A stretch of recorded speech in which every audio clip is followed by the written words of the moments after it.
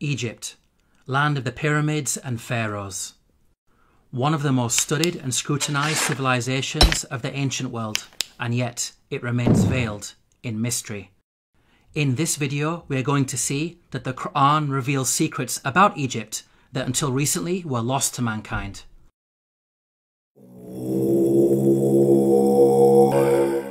Pharaoh was a tyrant in Egypt, enslaving and persecuting the children of Israel.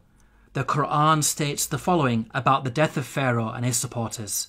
فَمَا بَكَتْ عَلَيْهِمُ السَّمَاءُ وَالْأَرْضُ وَمَا كَانُوا مُنظَرِينَ.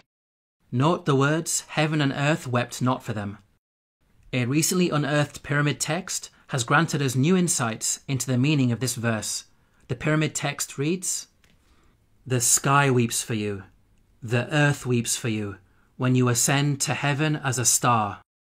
Here, the pyramid text praises Pharaoh, claiming that upon his death he will ascend through the sky and claim supremacy of the heavens by becoming a star. We can see that the Qur'an quotes the pyramid text directly in its rebuttal of Egyptian adulations of Pharaoh. What's amazing is that knowledge of the ancient Egyptian language of hieroglyphics was lost to mankind at the time the Qur'an was revealed. It wasn't until the discovery of an artifact known as the Rosetta Stone in the 18th century, over 1,000 years after the revelation of the Qur'an, that mankind has been able to fully decode the hieroglyphics.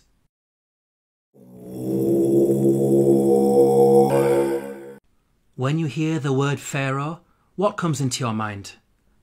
Most people think of the supreme ruler of Egypt. This is correct, but the word did not always refer to the supreme ruler. Ancient Egyptian history is divided into different periods. The word Pharaoh, Egyptian Perah, had different meanings depending on the period of Egyptian history. Historically, the word Pharaoh only started being used as a title for the supreme ruler much later in Egyptian history, during the New Kingdom period. Before this, the word meant great house and was used to refer to the royal palace. The Encyclopedia Britannica states, Pharaoh, originally the royal palace in ancient Egypt. The word came to be used for the Egyptian king under the New Kingdom. Let's now analyze the Qur'an's accounts about Egypt in light of these historical facts. Like the Bible, the Qur'an discusses the prophets Joseph and Moses, who both spent time in Egypt. Joseph is dated by scholars to either the Middle Kingdom or Second Intermediate period, well before Pharaoh meant ruler. In the story of Joseph, the Qur'an repeatedly uses the word king to refer to the ruler of Egypt. He is never once called Pharaoh. Moses is dated by scholars to the New Kingdom period. In the story of Moses, the Qur'an repeatedly calls the ruler Pharaoh. He is never called king. We can see that the Qur'an is accurate in its use of language when it comes to describing the leader of Egypt at different periods in its history. How could the author of the Qur'an have known this? The only source of information about ancient Egypt that would have been readily available are the Bible-based stories. To claim that the Qur'an copied from the Bible is problematic because the Bible uses the word Pharaoh to refer to the Egyptian ruler in the story of Joseph, which is historically inaccurate. The Qur'an cannot have copied from the Bible because the Qur'an corrects the Bible.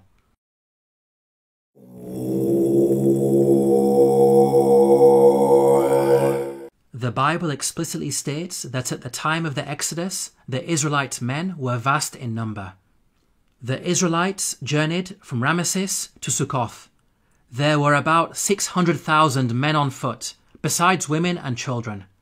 If we factor in the women and children, then the total number of Israelites would realistically be in the millions. This claim of a vast nation is problematic in light of other information that the Bible provides. Firstly, Pharaoh is said to have appointed 2 midwives to deliver and murder Israelite babies. The king of Egypt said to the Hebrew midwives, whose names were Shiphrah and Puah, "When you are helping the Hebrew women during childbirth on the delivery stool, if you see that the baby is a boy, kill him." 2 midwives would only be sufficient for such a task if the Israelites were small in number and giving birth to a manageable number of babies. 2 midwives would not be sufficient for a vast nation of millions. Secondly, the Bible tells us that after the Exodus, God informed Israel that they would not be granted the land of their enemies straight away. But I will not drive them out in a single year, because the land would become desolate and the wild animals too numerous for you. Little by little, I will drive them out before you, until you have increased enough to take possession of the land. Note the reason for the Israelites being denied immediate possession of the land. It is said that wild animals will overpower them. Such a statement only makes sense if the Israelites were small in number and not a vast nation of millions, as the Bible claims. By contrast, the Qur'an states that the Israelites were only a small band at the time of Moses. فأرسل فرعون في المدائن حاشرين إن هؤلاء لشرذمة قليلون. We can see that the Qur'an fixes the contradictions that are present in the biblical narrative.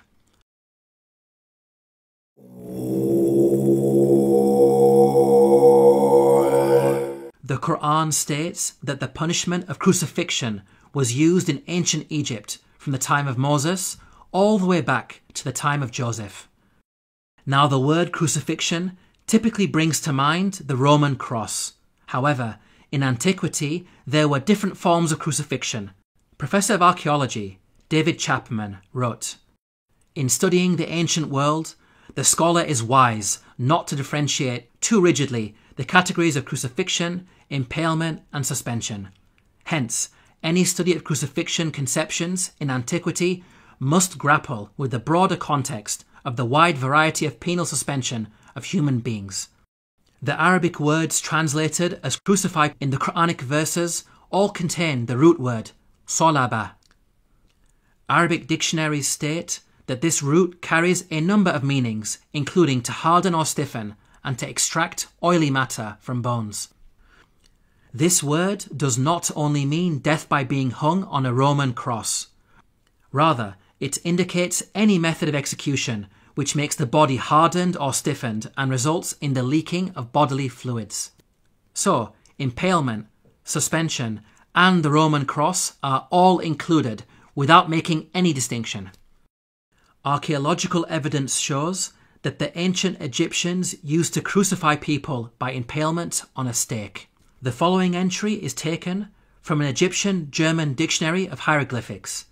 Note the hieroglyph which depicts an impaled man. This is a punishment that was used throughout the different periods of ancient Egypt. The Abbot Papyrus is dated to the New Kingdom period. It mentions an oath that includes impalement. He took an oath on pain of being beaten and of being impaled. The earliest evidence for crucifixion by impalement is Papyrus Bulaq 18, which is dated to the early Second Intermediate period. It states, "A bloodbath had occurred with wood. The comrade was put on the stake." We can see that crucifixion by impalement on a stake was carried out during the New Kingdom period, and at least as far back as the Second Intermediate period. These time periods cover both Moses and Joseph, which shows that the Qur'an is historically accurate. As well as mentioning crucifixion, the Qur'an also narrates the following threat of mutilation made by the Pharaoh of Moses. لأقطعن أيديكم وأرجلكم من خلاف ولأصلبنكم أجمعين.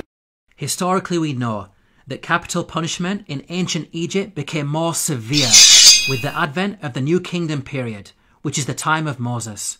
In fact, the specific punishment of mutilation is primarily associated with the New Kingdom period. For example, the Turin Judicial Papyrus records, persons to whom was done punishment by severing their nose and ears on account of them ignoring the good instruction said to them.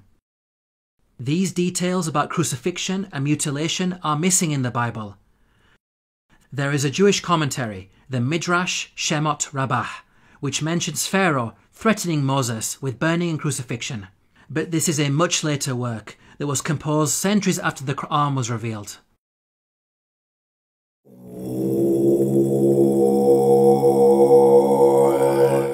Neither the Bible nor Qur'an identifies the Pharaoh of Moses by name. We can use the details provided in the scriptures to try to identify the Pharaoh. Both scriptures speak of the Israelites being taken into slavery before the birth of Moses. The use of Semites for slave labour occurred only during the New Kingdom period. So, we can place Moses somewhere in the New Kingdom period. This gives us a list of 33 possible pharaohs.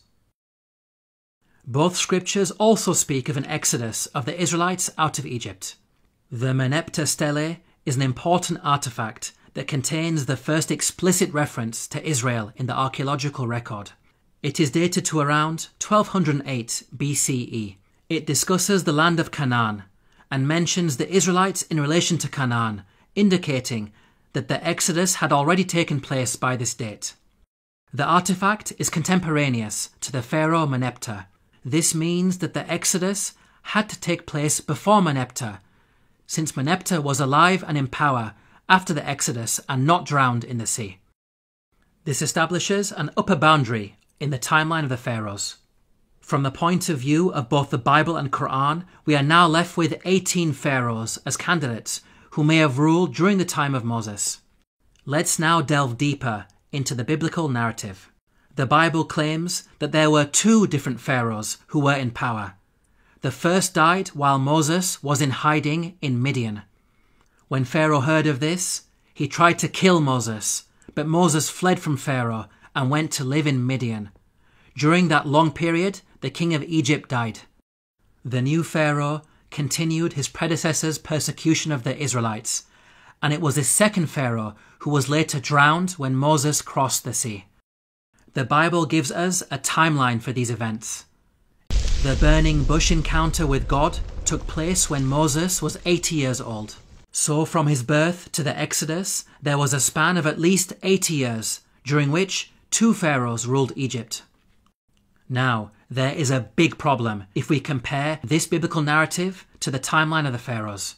We've seen that the Bible claims exactly 2 pharaohs ruled during the 80-year period from the birth of Moses to the Exodus. If we consider the number of years that each of the pharaohs ruled, we can see that there is no 80-year period during which only 2 pharaohs ruled. Any given 80-year period will give you at least 3 pharaohs in power. We can see that the biblical narrative contradicts the historical evidence. Let's now compare the Quranic narrative. Unlike the Bible, the Qur'an depicts a single pharaoh reigning from the birth of Moses all the way up to the Exodus.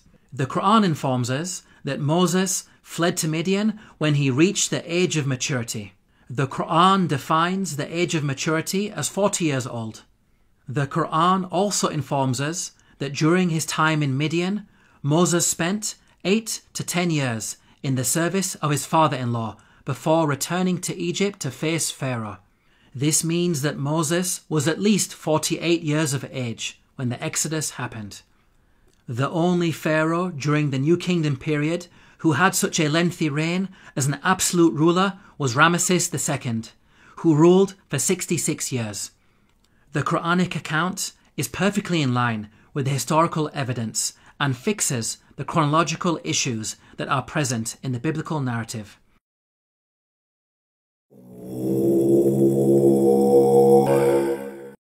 Let's now compare the life and religion of Ramesses II to the claims that the Qur'an makes about the Pharaoh of Moses. وَإِنَّ فِرْعَوْنَ لَعَالٍ فِي الْأَرْضِ وَإِنَّهُ لَمِنَ الْمُسْرِفِينَ.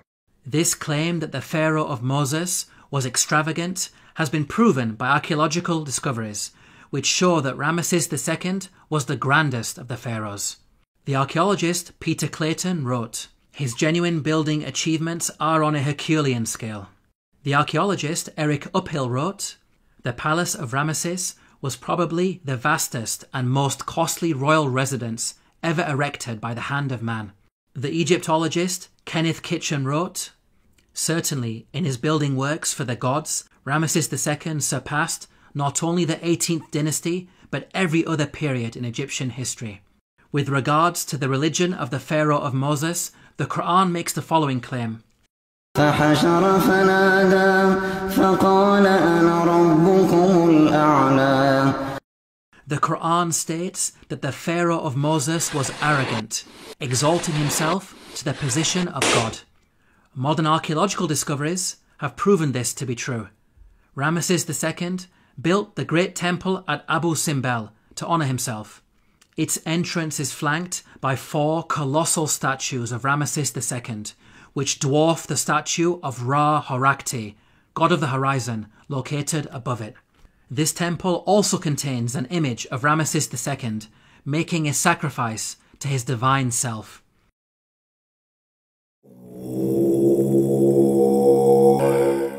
The Qur'an makes the following claim about the Pharaoh of Moses, who God drowned in the sea. فاليوم ننجيك ببدنك لتكون لمن خلفك آية. We can see that the Qur'an explicitly states that the Pharaoh's body will be preserved as a sign for future generations. Note that the Qur'an never makes such a statement about any of the other destroyed nations that it discusses, typically stating that their abandoned buildings and ruins have been made signs for later generations. This claim about a body being preserved is unique to the Pharaoh of Moses. The body of Ramesses II was discovered by archaeologists in the year 1881 CE. The mummy has been on display in the Cairo Museum, and over the last century it has been seen by millions of tourists from all over the world. In the following documentary, Sir Tony Robinson states that Ramesses II is one of the few pharaohs whose body has survived largely intact. Just across the river from Luxor lies the famous Valley of the Kings, where Ramesses himself was buried. His mummy was discovered in 1881. One of the few pharaohs whose body has survived largely intact. Historically, priests had concealed his body in a secret location in the year 1000 BCE because of a problem with grave robbers. Nothing was known about his mummy in the intervening period of almost 3,000 years. At the time the Qur'an was revealed, the whereabouts and fate of Pharaoh's body was unknown. During the 3,000-year period in which the body was hidden, it could easily have been damaged or stolen. It may have even remained lost forever, locked away in its secret location, never to be rediscovered. If you think about it, these statements in the Qur'an are not only historically accurate, but also represent quite a bold prophecy.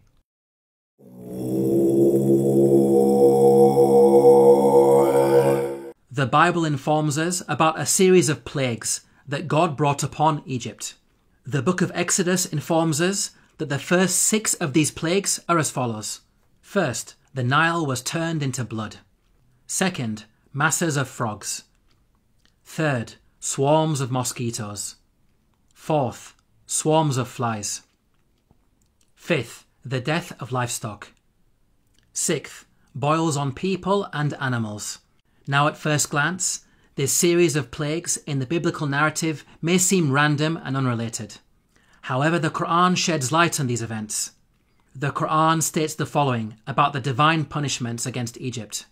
فأرسلنا عليهم الطوفان والجراد والقمل والضفادع والدم آيات مفصلات فاستكبروا. Notice the first punishment mentioned by the Qur'an, a flood. This is an important detail that is not found in the Bible.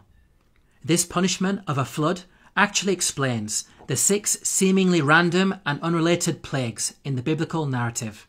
A flood would result in high concentrations of red earth entering the Nile River and causing a blood-like colour, killing fish and making the water undrinkable, as described in the biblical narrative.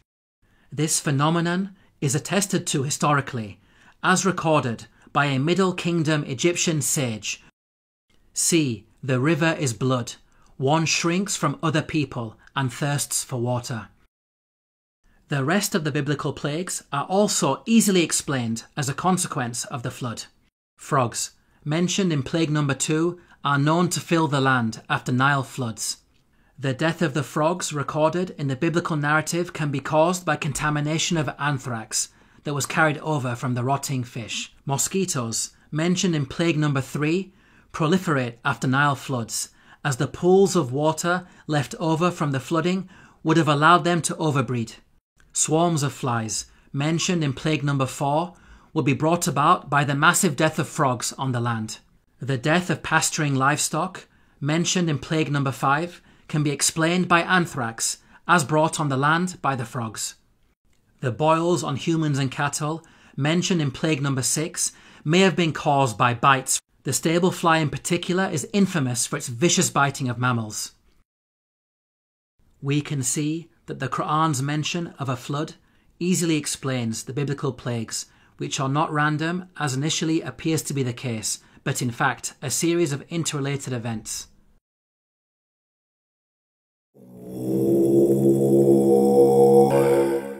The Qur'an mentions the following incident about Joseph while he was in Egypt.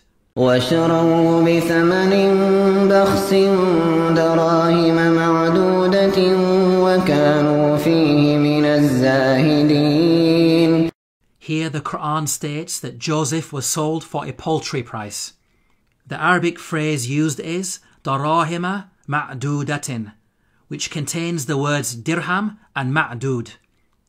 Dirham means a unit of silver coinage or weight.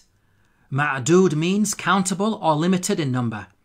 So the Qur'an is making the claim that Joseph was sold for a small amount of countable silver. There is plenty of historical evidence that standardized units of silver were used in transactions in ancient Egypt. Small pieces of silver, known as shati, were used in trade. The tomb of Nyankhnum and Khnumhotep is dated to the Old Kingdom period. It contains a scene of a busy open-air market with goods for sale. Cubits of cloth, for example, are said to be sold for 6 shati. The Rind mathematical papyrus is dated to the Second Intermediate period. It discusses the relative values of gold, silver and lead in terms of shati. Small silver bars bearing the name of Pharaoh Tutankhamun have been dated to the New Kingdom period.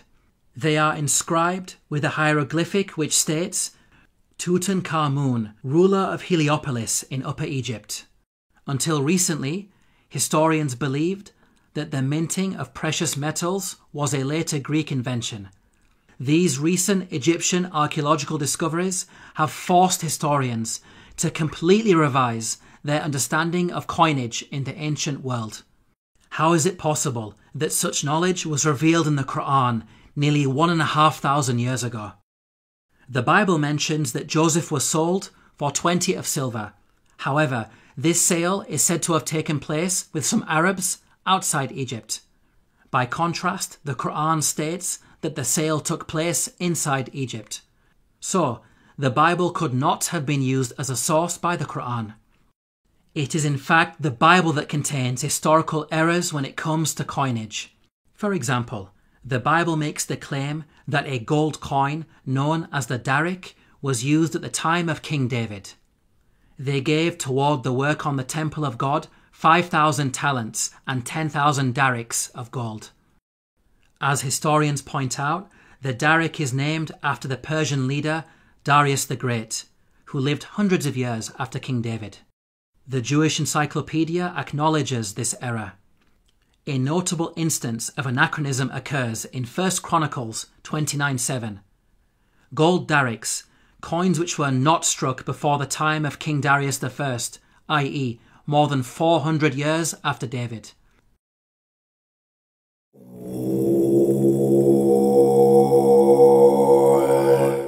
The Qur'an narrates the following conversation between the Pharaoh of Moses and an individual referred to as Haman. وقال فرعون يا هامان ابن لي صرحا لعلي أبلغ أسباب السماوات فأطلع إلى إله موسى وإني لأظنه كاذبا. Here Pharaoh commanded Haman to build a tower that would allow him to reach the heavens. It's important to understand that Pharaoh's intention was not to literally scale a tower to reach the sky. Rather, it's a reference to the Egyptian belief that after death, the Pharaoh would ascend from earth to heaven, taking his place among the gods.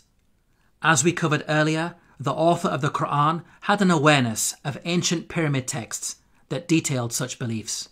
Egyptian monuments housed the bodies of dead pharaohs. These monuments acted as a bridge between this world and the next. They were filled with religious writings that served as instructions to help the dead pharaoh ascend to the heavens.